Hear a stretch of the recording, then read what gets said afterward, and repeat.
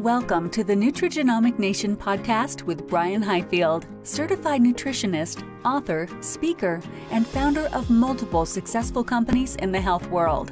Brian is known for educating healthcare professionals and others on improving their health and their life through breakthroughs in nutrition, technology, and biochemistry. On the podcast, Brian interviews thought leaders in the world of nutrition and natural health. He and his guests share the secrets of a whole life natural approach to health and the life-altering results you can get by making easy changes to your diet and daily routine. All right, welcome to Nutrigenomic Nation, where we talk about nutritional-based healthcare technology and emerging trends related to your genetic health. And today we have a very special guest with us. We have Dr. Livingood. Dr. Livingood is a doctor of natural medicine and a chiropractic physician. He's also a best-selling author, and he has won numerous awards. And we're just very, very thankful that we could have him on our program today. So welcome, Dr. Livingood. Thank you for joining us. Yeah, thank you so much. It's great to be on. Awesome. Well, our first question I like to ask all of our guests is, we want to get to know you a little bit and just know your background. So why did you choose natural medicine and chiropractic as a career, and how did you get started? Yeah, I would say, and maybe lots would say this, I think it chose me instead of me choosing it. First off, my name is actually Dr. Livingood. So with a name like that, you got no choice but to be a doctor. That's usually one of the first questions I get. So it was meant to be. My brother went down this path. He actually is a chiropractor as well. But really where the story started is I'm a year and a half into getting the doctorate, learning all the primary care side of things, and I get that phone call. And that's the one you don't want to get. I stepped in the hallway. I remember the day super clear in my head still. I remember the design on the carpet, right where I was. But I stepped out of class, and my mom on the other end of the phone, she's bawling. Mom, what's going on? She said, Blake, it's your dad. His heart just shut down. He's being airlifted to Mayo Clinic, and you need to come home right away. And so it's those moments where we really realize how valuable our health is. It's the number one asset that we have. And until we lose it, oftentimes we don't realize how important it is. And it's not even when you lose your health, it's when a loved one does as well. And so I watched my dad, he gets airlifted to Mayo Clinic, and I watched him go through something I'm trying to prevent everyone on this planet from having to go through. And that's the American healthcare system. So my dad spends 2 years at Mayo Clinic. So you're at some of the top doctors in the country. And before this happened, he has no symptoms. He's on no medication. He has to pass a physical for UPS, which is pretty strenuous physical in order to drive the truck for them. So he's, from the outside, a picture of health. And what you guys talk a lot about, it's not how things look on the outside or even how you feel. It's how well you're functioning. And he was not functioning well, and he didn't know it. And so that's where a lot of us end up in this state of disease in our country. And so he goes through 15 different doctors, 15 medications. Later, he can't bike, he can't work, he can't fish. He has open heart surgery. And January 5th, 2008, he loses his hearing completely. So what a holiday gift for us that year. So, we just watched everything get devastated. And then, of course, that has a rippling effect for mom and dad, their marriage, their finances, and watched my family nearly go bankrupt because of our system. Wow. Yeah, it's quite a story. And it's, you talk about the American healthcare system. You said in one of your videos even that no one is going to take care or care more about you than you. And that kind of struck with me, but what do you mean by that? And what does that really say about our healthcare system that we're living with today? Yeah, and so it is, no one's coming for you, meaning you have to take care of yourself. Like, it's up to you. It's your responsibility. No one's going to take better care of your body than you. And I realized that after being in there for 2 years with my dad. So we're at Mayo Clinic. Literally at the time, there's the president overseeing all of Mayo Clinic. His name was Dennis Cortese. And Dennis was interviewed, and they asked him, Dennis, how would you fix healthcare today? And his answer is, you can't. You can't fix something that doesn't exist. He goes, it's like having a car, and then you go to the garage to fix the car, and you realize, Oh, I don't have a car. You can't fix something that doesn't exist. So this is the guy in charge of the hospital that's dictating my dad's health. Now, there's some really good doctors, really good people. I'm not questioning that. I'm just saying he's telling us the system's not meant to get you healthy. It's to manage his sickness and disease. And if all you do is manage your sickness and disease with drugs and surgeries, then all you get is sickness and disease. But if you build health and focus on the activities of building health, that's when you get it. And so I had that realization, and I was in school to become a doctor, and I still didn't understand. I knew a lot about disease, but I didn't understand how to get people actually well. And so we pull them out of Mayo Clinic, and that was it. It scared my mom because, you know, she's dealing with $250,000 in medical debt. My grandpa's like, "You're pulling him out of Mayo? What do you do at Mayo Clinic?" And I'm like, "Grandpa, you are not an expert on getting people healthy." So someone needed to hear that probably today, of if you're listening to your cousin or your spouse or your sister or your friend, and they're not an expert in getting healthy, why are you listening to their advice when it comes to getting healthy? You got to take responsibility for your own health. In this scenario, I needed to take responsibility for my dad's health. And that's when we moved him out of there, moved him into our home. My wife and I were down in Georgia. She's a nurse at the Children's Hospital in Atlanta. She's got a career nursing job. I'm full on doing the doctorate thing. Dad moves in, and we spend 90 days. And just with the principles of building health and focusing on that, we got him off all 15 medications. He, just before he was leaving, he hands me this box, and it's full of pills. And I'm like, "What's this?" He goes, "I don't need it anymore." He'd been weaning himself off. I didn't even tell him to do it. Hands me the box, one of the coolest gifts I've ever gotten. I still have it. And send him home. He goes biking again. He goes fishing again, and gets to make memories with my mom. And that's when I knew. There's a Mark Twain quote that says the two best days in your life. Day number one is the day you're born. Number two is the day you find out why. And that's the day I found out why. And so my wife quits nursing, and we realized we have a responsibility now to, if we found that out with Dad, we took responsibility for his health. We want to go empower other people to be responsible for theirs. And so we started up a clinic in North Carolina, and yeah, now it's across the country, helping people across the globe. Yeah, it's like no one takes financial advice from their broke uncle. So why should they take medical advice from people that aren't in healthcare? It's such good advice. And you're talking about it, like people, they put so much faith in our medical system and our doctors, just thinking that, oh, they're going to know. These are smart people. They're going to know what's wrong with me, and they're going to be able to fix me, and I'll be okay. And that's just not the case in many cases. Like you said, there's a lot of good doctors out there, a lot of good treatments, and they get things right here and there. But we have that, it's the expectation that we have, I think, of the medical system that is misguided. Is that right? Yeah, so you can't look, I mean, just simple analogy, if you look at nature. So you have a pond full of fish, and the fish are sick. What do? A, give them aspirin, dump a bunch of pills in the water to make them healthy, try to make them healthy. B, pull the fish out of the water, do microsurgery on them and put them back into the water. Or C, clean up the water. Like, you would not approach issues in nature, I don't care if it's a fish or a plant, to get them well. Like, if your plant is wilting, you water it, you give it sunlight, you speak to it and give it carbon dioxide, and you change the soil. So somehow we're thinking that doesn't apply to us, but we're human beings here. There's laws of nature at work. And if we don't follow those, it doesn't go well. So it's really getting back to those foundational pieces of, you have to build health in order to get it. I'm very thankful to live in a country where I could get flown to a hospital if I needed to, in an ambulance, if I had a car accident or a heart attack. I'm really thankful for that stuff. It saves lives in a crisis. All right. So Dr. Livingood, you use the analogy of a pond and sick fish. Can you tell our listeners about that? I think that's a wonderful analogy for people to identify with. Well, you wouldn't approach how we're approaching healthcare for a human being like you would in nature. It doesn't line up. So, like, if, for example, if you had a pond full of sick fish, you knew they were diseased, they're growing tumors, or whatever's going on with the fish, what would you do to fix the problem? Would you A, dump medication into the pond, fill it full of aspirin or whatever it is? B, take the fish out of the pond and do micro fish surgery to the fish? Or C, clean up the pond water?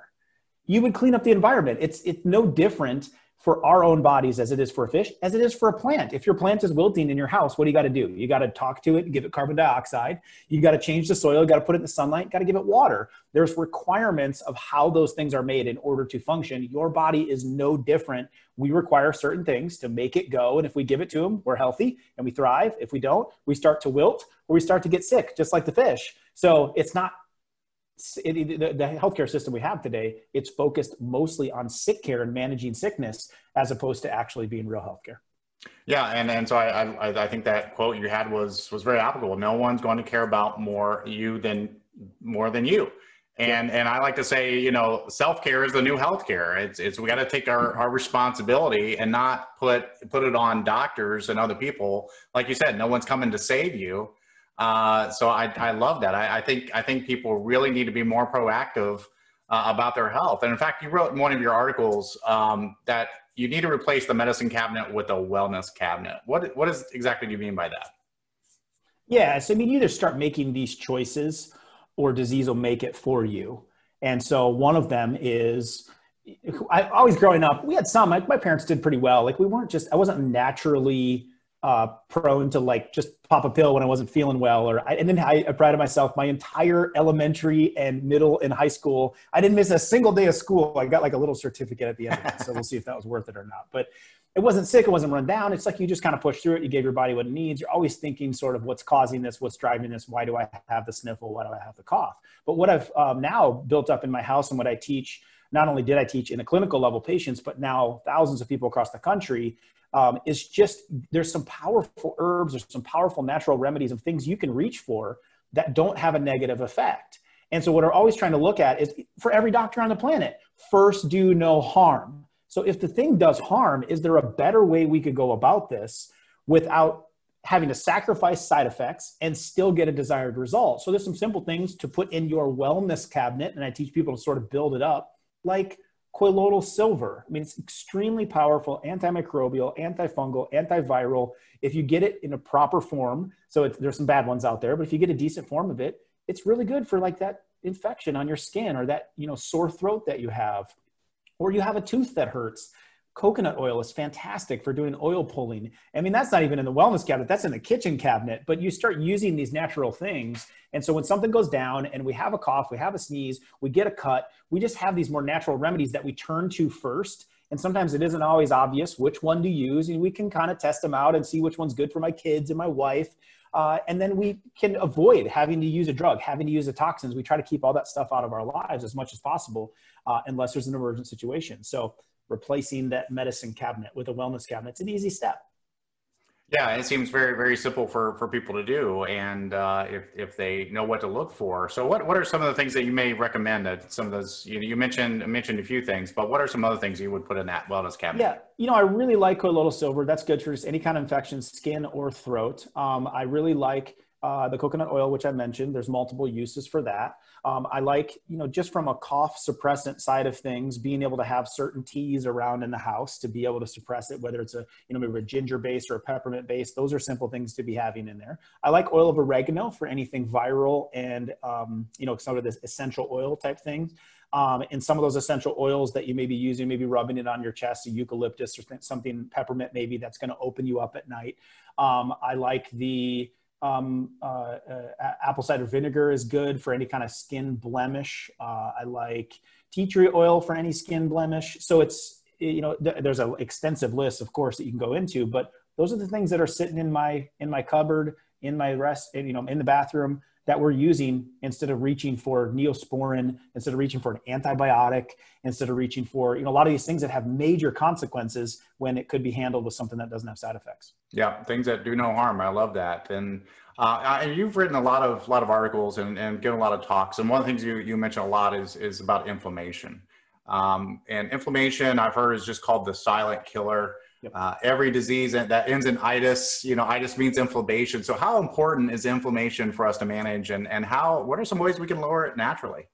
Yeah, so I got a front row seat of what this does to a human being. So my dad was just completely full of it. I mean, if you had if RA was on the spectrum, and rheumatoid arthritis, there's one of those itises where your body's filled with inflammation. My dad was like the 5X extreme version of that.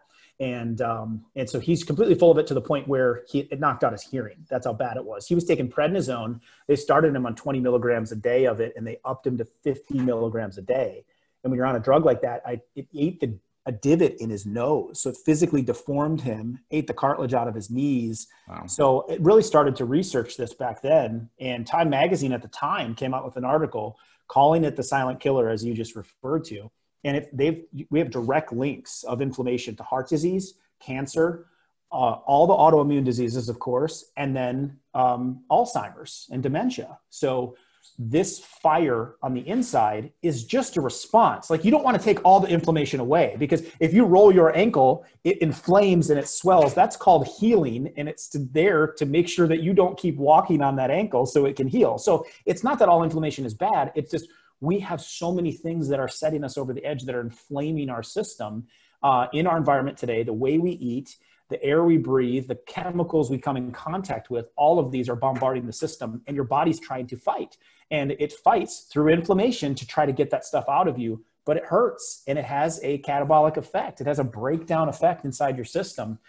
So I think it's enormous. We all have to be thinking, is the activity I'm going to be doing, is the thing that I'm eating increasing my inflammation, adding to the fire? Is it gasoline to the problem, or am I reducing it? And we see some really, really cool results when you get inflammation under control, which can just be lifestyle changes, simple things to be taking steps forward with.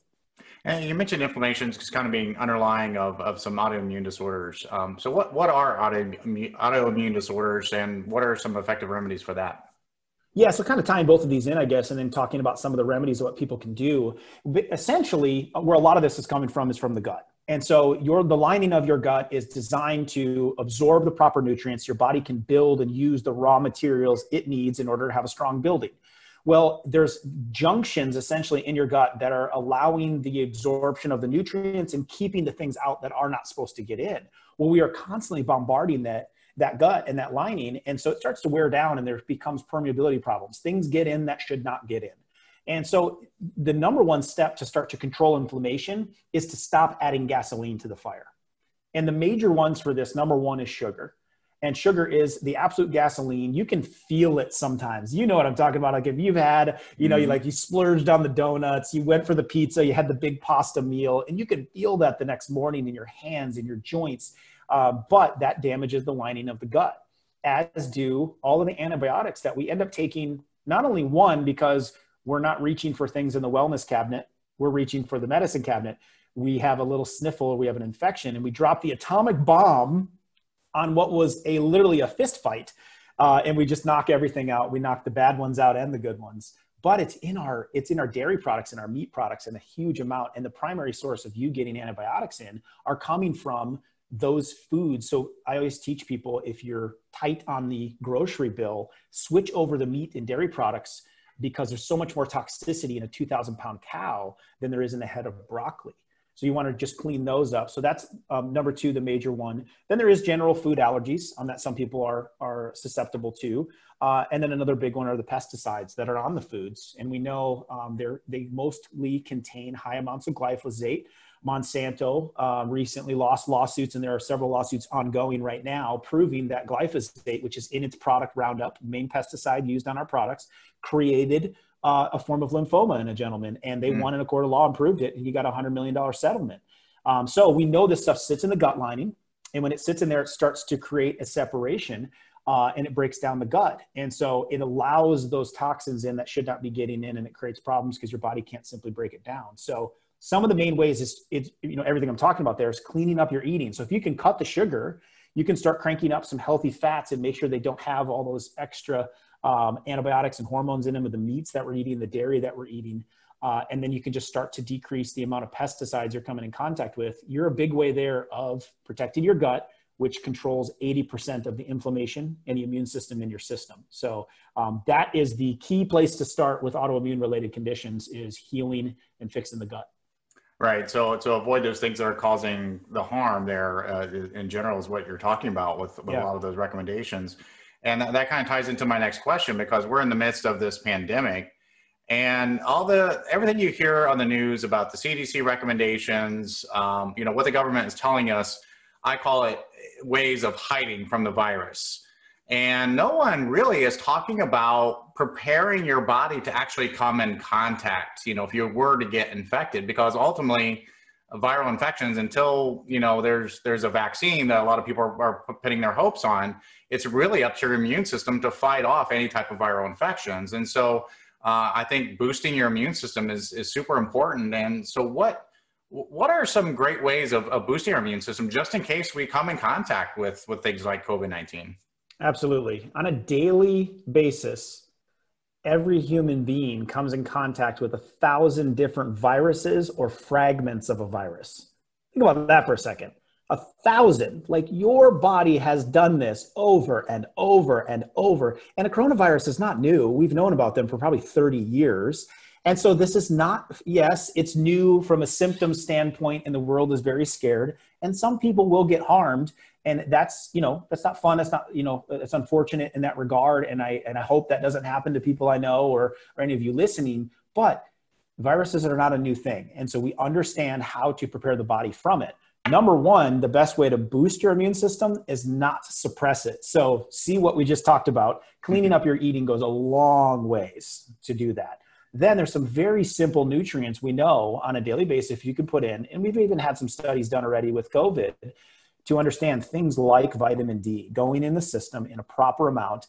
Extremely important. Now, I prefer all of us to get it from the sun if we could, but the reality is, depending on where you live, it's not going to happen. And we spend 93 to 96% of our time indoors. So we're already at a disadvantage, which means you have to be putting this in. And research shows not only is it good for immune system, but heart health and digestive health, diabetes health, a lot of different cancers are dictated because it boosts the immune system so much. So properly getting it into your system, making sure that you take D3 instead of D2 is preferable because that's the type that your skin uses in order to convert. And then it will deplete some of your minerals if you just load up on it. So you want to be sure you're taking it with its friends, and its friends are A, D, E, and K. Those are the fat-soluble vitamins, which means you need to eat fat. Otherwise, you're not going to absorb the vitamin D, and you need to take the friends together, ideally, to have a good balance so they're working together. And then it can deplete magnesium in the body if you don't put enough of it in.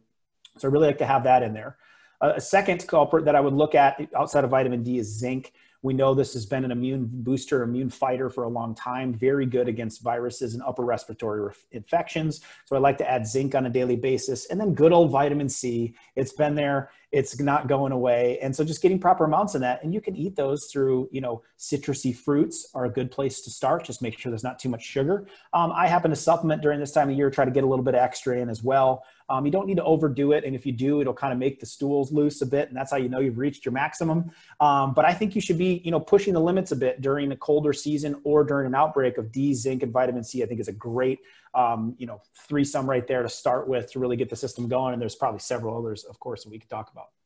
Awesome. Well, this has all been great information. I don't know about our listeners, but for me, that's just some great analogies that you use and some great advice that everybody can use really to go back to where you started, which was that we need to take care of ourselves. No one's coming to rescue us. Let's take care of ourselves. Self-care is the new healthcare.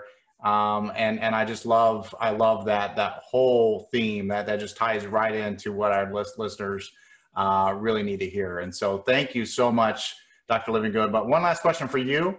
Where can our audience go to learn more about you or how to connect with you? Well, it's interesting. I'll end it with this statement and show you guys where to go, because just remember why you started on this journey to do all of this. The reason why you began and wanted to get healthy wasn't to look good in a bathing suit. It wasn't just to lose some weight. It wasn't even just to come off of medication. There is a reason you're alive right now and have breath in your lungs. There's a purpose. There's someone that's counting on you. There's something you are being charged to do or have aspirations to do. And you cannot do that if you don't have your health. So the whole purpose of what I do is, obviously my name being Dr. Livingood, is to equip you to help you live good so that you can go do good in the world. And so you can find us at livinggooddaily.com. And so that's what we're helping people to do, to get you healthy. So then you could do all the other things that you're designed to do, but you can't do it without your health. That's why it's the foundational piece, I think, of living a good life, because I saw it firsthand with my dad losing it. So livinggooddaily.com, there's a free book there if you want to grab for any listeners. Living Good Daily is the book, and just all the ways that you can connect, and we can, be a guide, and be honored to do that. To walk you through how to build health, but I can't do it for you. I can't carry you on this journey. You got to do it yourself. So it's really, pointed towards helping equip people to do it. Awesome. Great stuff. Well, our guest has been Dr. Livingood. He's a doctor of natural medicine and a chiropractic physician, as well as a best-selling author. And we're so grateful that you could be with us today. So from all of us at Nutrigenomic Nation, I hope you all enjoyed our discussion today, and we hope you join us next time when we discuss other topics related to your good health. Thank you so much for listening. This show has been produced by Market Domination, LLC. To discover how you can have your own show completely done for you and turn it into a real published book and become the authority in your marketplace, go to www.marketdominationllc.com/podcast offer.